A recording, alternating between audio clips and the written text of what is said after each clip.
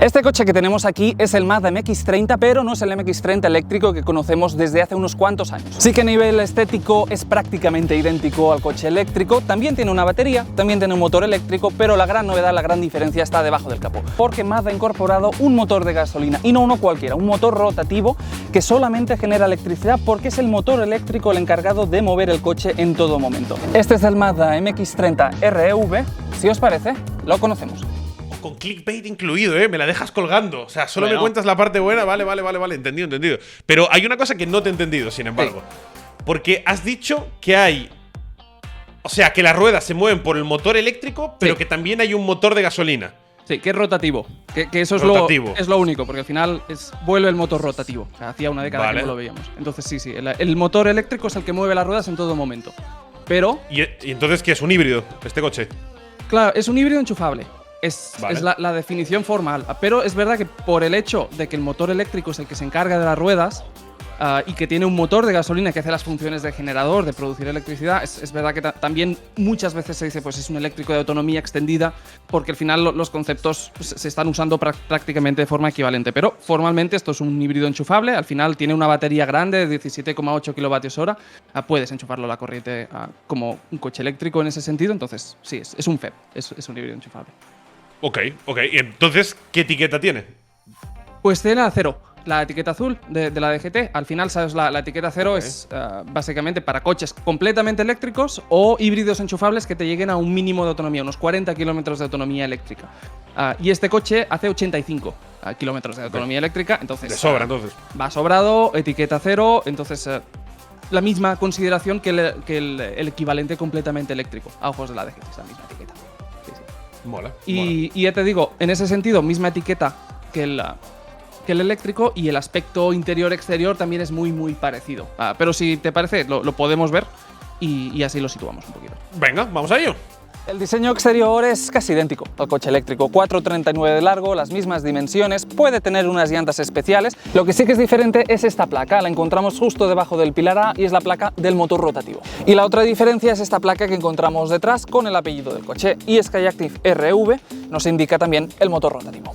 Y el interior también nos es familiar porque es el interior del MX-30 eléctrico, y también nos es familiar esta apertura de puertas tan especial en el MX-30, porque en la segunda fila de asientos tenemos puertas de suicidio y evidentemente al hacerlo podemos prescindir del pilar B, lo cual regala un poquito más de espacio en el interior del coche. Si nos vamos al interior, mucha calidad percibida, como es el caso habitual en los Mazda. Lo vemos en los materiales que se han usado en la construcción del coche, desde hilos reciclados, plásticos también reciclados para darle un toque sostenible al interior, imitando el tacto del cuero, incluso materiales que no son habituales en la construcción de vehículos, como es el caso del corcho que vemos en toda la sección central, en estos espacios de almacenajes, también por aquí debajo, con un par de tomas USB, incluso una toma de corriente.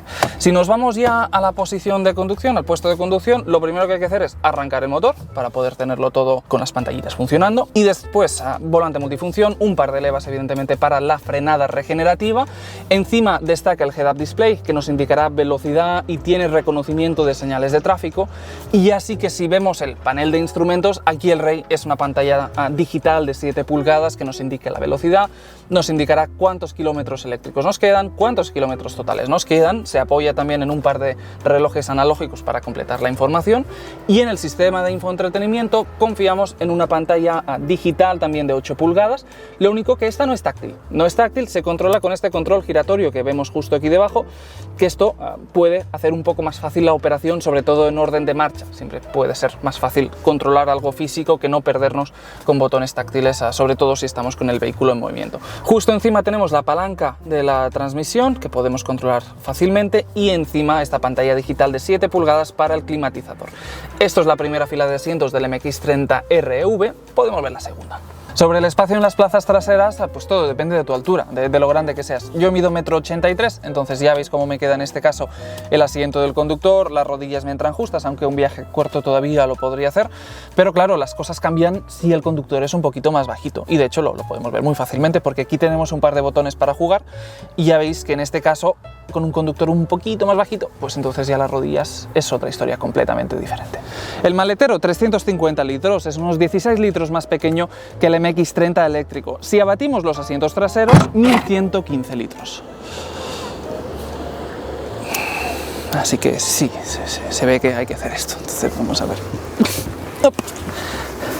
Es un poco justo. Yo hago un 83, entonces hay gente en la redacción que cabría más fácilmente en caso de ser secuestrado. A mí quizá me costaría un poco más, pero se puede. Entonces... Hello.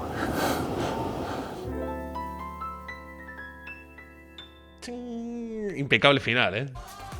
Sí, está bien. Está bien. Hombre, sí, siempre va bien saber que tienes un coche que te puedes autosecuestrarte en él, ¿no? te puedes quedar encerrado. Claro. Te amplía un poco las funciones que tiene. Bueno, si te quedas encerrado en tu propio maletero, por suerte tienes puertas de suicidio, ¿no? Sí. O no se llaman así por eso. Sí, no, el nombre es ese. El nombre es ese, que claro, tiene un punto un poco macabro.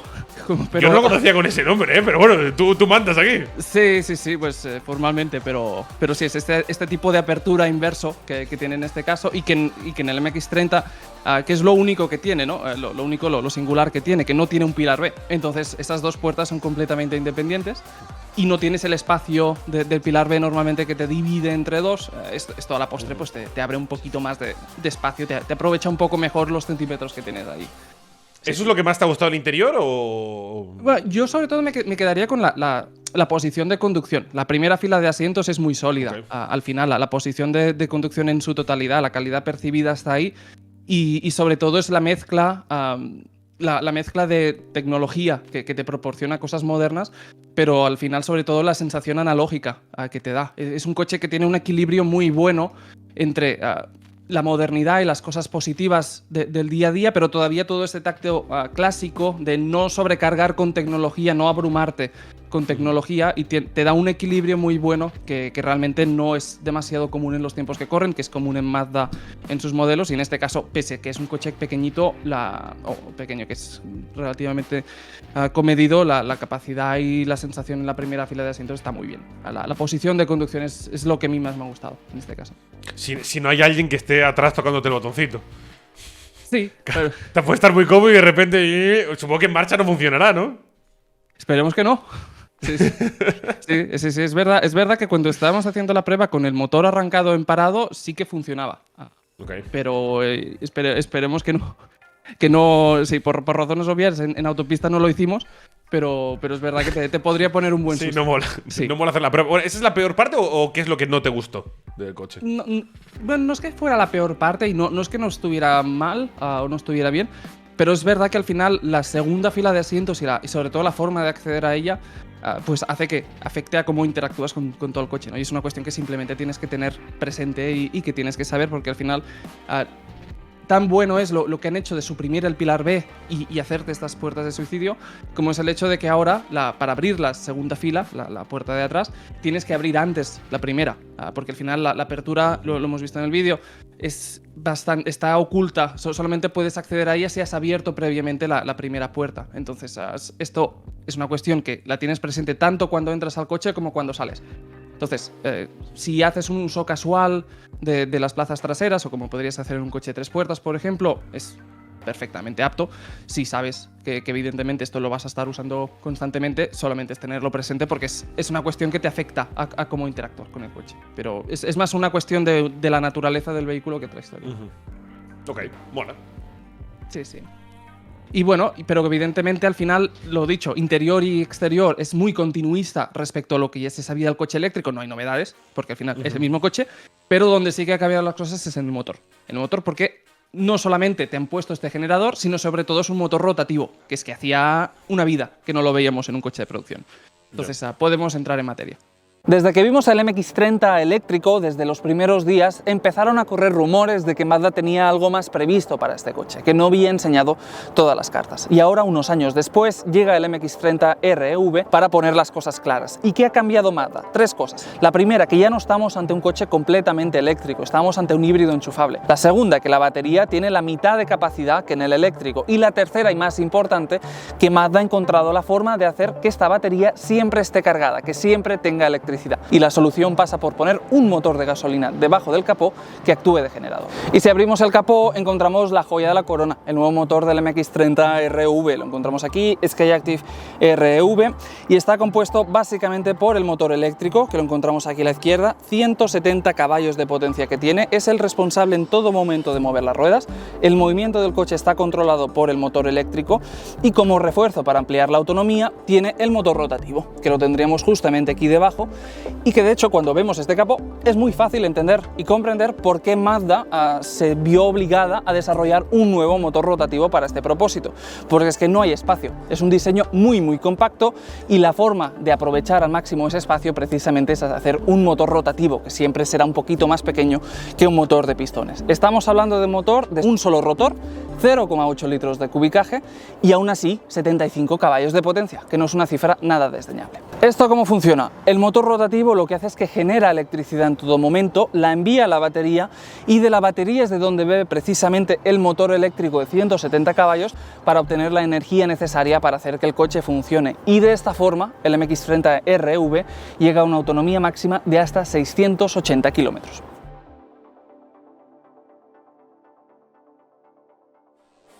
Interesante como mínimo, curioso un rato largo, Martín, porque lo que decías antes, desde que hemos hablado de un motor rotativo y más en un Mazda, ha pasado un tiempo largo. Una vida. De hecho, es que el último motor rotativo hasta la fecha era de 2012, que es cuando el RX8 se despidió. Al final el motor rotativo surgió en los 60 en la industria de la automoción. Mazda fue la única marca realmente que se atrevió a hacer productos alrededor de él. Y realmente con algunos con mucho éxito. Ahí está el RX7, el RX8 y el recordado, sobre todo en el mundo de la competición, el Mazda 787B de Le Mans, que ganó en el 91. Entonces es una tecnología única que tiene ese punto de autor, porque al final es ir a contracorriente y lo dicho, que desde el 2012 había desaparecido, ahora regresa. Y regresa con un motor que es completamente nuevo. Aquí Mazda lo que ha hecho no es coger el antiguo motor y volverlo a instalar en un coche y aprovechar tecnología que ya existía. Es completamente diferente. De hecho, en el RX8 estás hablando de dos rotores. Aquí solamente es uno. El RX8 tenía 1.3 litros. Esto es 0,8 litros. Y de hecho también han innovado también incluso en materiales, apostando por el aluminio para las paredes de la carcasa. Y dicen, por ejemplo, que es 15 kilos más ligero. Entonces, no solamente han recuperado el concepto, sino que realmente es un desarrollo completamente nuevo desde cero. Ok. ¿Te puedo hacer una pregunta, Martí, sin que te ofendas conmigo? Sí, dale. ¿Motor rotativo qué significa? ¿Qué rota? Sí. ¿Que da vuelta sobre sí mismo? Básicamente. ¿Qué es un motor rotativo? Es descriptivo, el nombre es completamente descriptivo. Es verdad que, claro, cuando tú mencionas motor de gasolina, lo primero que te imaginas es un motor de pistones, ¿no? Porque es que es al final lo que nos encontramos en todas partes. Desde el coche premium, desde el coche low cost que te llega de Asia, hasta el Fórmula 1, los Fórmula 1 que se presentarán en un mes, 2 meses. Todos son motores de pistones. Te puede variar el número de cilindros, pero al final es lo que es. En un motor de 4 tiempos sabes que el pistón va subiendo y bajando, y a medida que va haciendo ese desplazamiento tiene lugar todo el proceso de la combustión. Con el primer movimiento el pistón desciende, entonces la cámara de combustión se llena con mezcla de aire y gasolina, aprovechando el espacio vacío. Cuando el pistón vuelve a subir, comprime esa mezcla hasta que llega al punto máximo donde la chispa de la bujía provoca la explosión. Eso te provoca la expansión del pistón hacia abajo y el trabajo derivado, que es lo que propiamente genera la potencia, que genera el movimiento. Y ya en el último movimiento, cuando el pistón regresa hacia arriba, escapa o expulsa todos los gases resultantes de esa combustión. Eso es el motor de pistones, que es el que tenemos todos presente, el que nos encontramos en el 99% de los casos. Porque el 1% restante es Mazda desde los años 60 manteniendo con vida el motor rotativo, ahora con este coche que regresa, y en el motor rotativo los procesos, el ciclo de combustión ocurre, pero ocurre de una forma diferente. Entonces, si te parece, te he enviado una imagen antes. No sé si la podrías colgar también, sí, por supuesto, que la podemos ver aquí para poderlo ver en detalle. Ahí lo tenemos. Esto que estamos viendo es el interior del motor del RX8. Es una foto de 2003. Entonces realmente es un motor, un motor de Mazda, perdón, de ya 2 décadas de historia. Aquí evidentemente pues no hay pistones. Y esto es lo que hay. Entonces vemos esta carcasa con esta forma ovalada y en el interior encontramos el rotor con esta forma triangular que va girando en todo momento. Y a diferencia del motor de pistones, donde a medida que el pistón sube y baja van ocurriendo cosas diferentes alrededor del motor, aquí ocurre todo al mismo tiempo.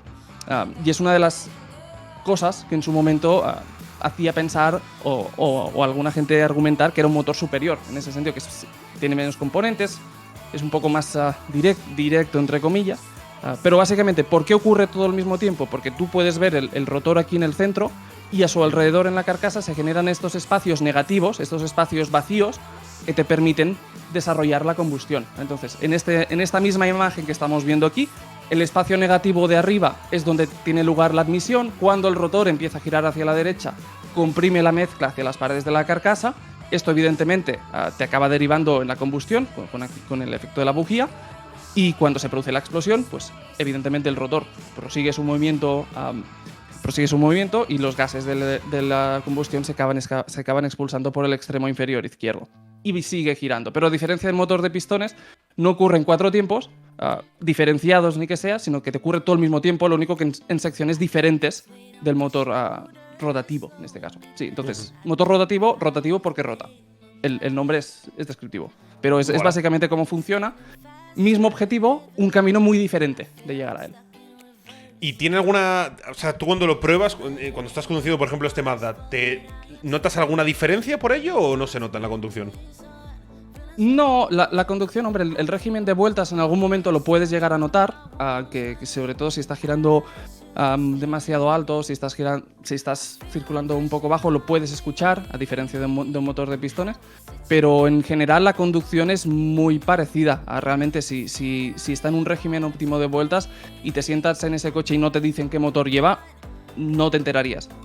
Entonces es un motor que es completamente diferente en la forma de llegar al objetivo, pero en un ciclo óptimo se comporta, o diremos en una conducción tranquila, se comporta exactamente igual que un motor de pistones, por más que en algunos momentos le ves la personalidad. Okay.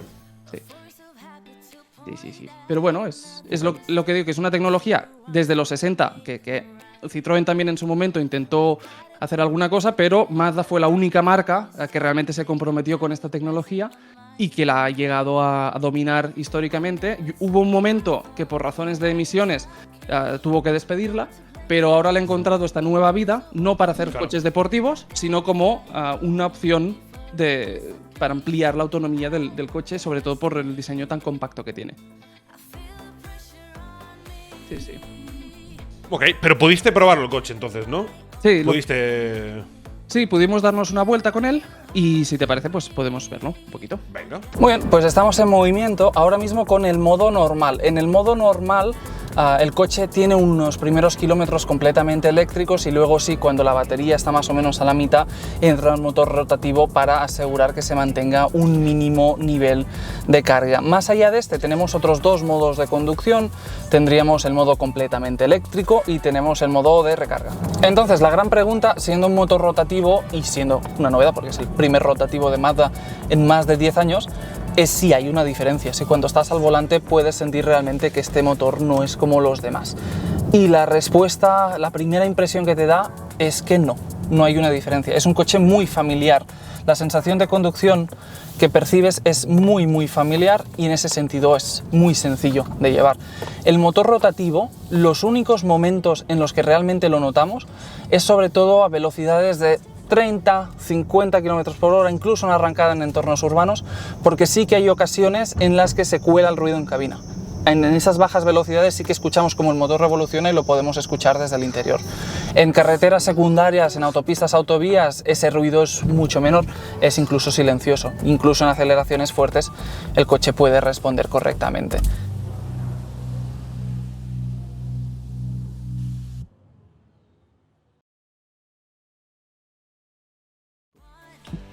Aprobado entonces, ¿no? Me parece, Martín. En Sí. cuanto a la conducción. Sí, hombre, se conduce bien. Es verdad que te cambia un poco las expectativas. Cuando se sabía que Mazda estaba trabajando en un motor rotativo, evidentemente todo el mundo te evoca a los deportivos de antaño y evidentemente estás tratando de un coche que no es un coche deportivo, entonces el estilo de conducción es diferente. Entonces, una vez asumes eso, es una conducción más que correcta. La frenada es progresiva y te inspira confianza, el acelerador también. La dirección te obliga a trabajar quizá un poquito más que otros coches, pero es fácil adaptarse y en el entorno urbano la suspensión te absorbe los baches sin ningún tipo de problema. Lo dicho, es un coche para circular en ciudad, pero circular con una digamos, con tranquilidad, no para buscar los límites. La velocidad punta está limitada a 140 km por hora, que en condiciones óptimas es que no haría falta que te la limitasen porque no tendrías que llegar a ella. Y la aceleración en el 0-100 está algo por encima de los 9 segundos. Pero sí, la sensación de conducción es muy familiar. En ese sentido, el hecho de tener un motor diferente no te afecta directamente al comportamiento del vehículo necesariamente. Y al final acabas teniendo un trabajo de ingeniería debajo del capó que es realmente único, porque es que no hay nada parecido en este sentido. Entonces aprobamos el motor rotativo. El motor rotativo está bien, te tienes que adaptar un poco a él, es verdad, por la cuestión del ruido. Digamos que has de interpretar un poco el coche lo que quiere. Porque lo que comentaba antes en el vídeo, sobre todo si estás en velocidades bajas, puede ocurrir en algunos momentos que el motor rotativo lo escuchas desde cabina. Se mete el ruido en cabina. Esto a la que estás 40, 50, 60 km por hora y superior desaparece porque el propio sonido de la conducción, neumáticos, aire y demás, todo se equilibra y es completamente igual que cualquier otro vehículo. Velocidades inferiores sí que lo notas un poco más. Entonces, esto es fácil interpretarlo como que el coche te está sugiriendo cómo es mejor conducirlo. Y es básicamente reservarte el modo eléctrico para entornos urbanos. Y a la que ya sales de la ciudad y tienes un poquito más de velocidad, a partir de ahí ya puedes recurrir al modo normal, engranar el motor rotativo y tener una experiencia completamente confortable en orden de marcha. Esto solamente es la gran diferencia que tiene, que es verdad que la primera vez que lo pruebas te sorprende un poco, a la que le encuentras el punto al coche, esto ya desaparece. Sí.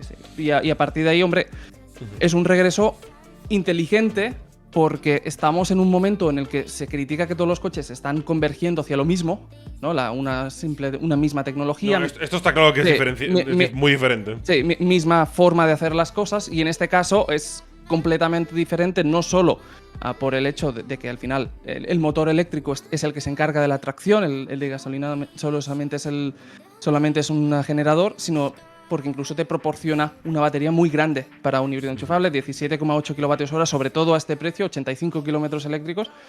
Al final puedes circular en modo eléctrico toda la semana, ¿sabes? Claro. Lo enchufas al llegar a casa y punto. Y si haces un viaje tienes 680 kilómetros de autonomía. Entonces es inteligente en ese sentido. Te he preguntado mucho por el motor y nada por la conducción en sí. ¿Qué puedes contar? ¿Qué sensaciones te dejó la conducción y el coche en general después de haberlo toqueteado de arriba abajo?